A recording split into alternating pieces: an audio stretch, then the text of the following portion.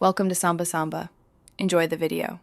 In this video, I will explain how to file an annual report for your LLC in Pennsylvania. First, understand that this filing is crucial for maintaining your business's active status. You'll need to gather your LLC's basic information, including its name and entity number. The process is straightforward, but missing the deadline can lead to penalties or administrative dissolution. Let's get started with the steps to ensure a smooth submission.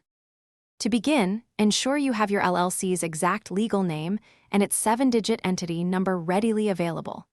These are essential for accessing your business's profile. Next, navigate to the Pennsylvania Department of State's official website. Once there, look for the Business Filing Services section. This online portal is where you will submit your annual report electronically, making the process efficient and secure. When completing the report, carefully review all pre-filled information for accuracy.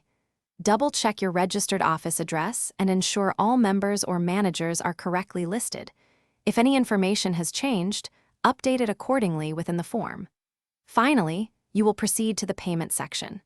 The standard filing fee is $70, which can usually be paid online using a credit card.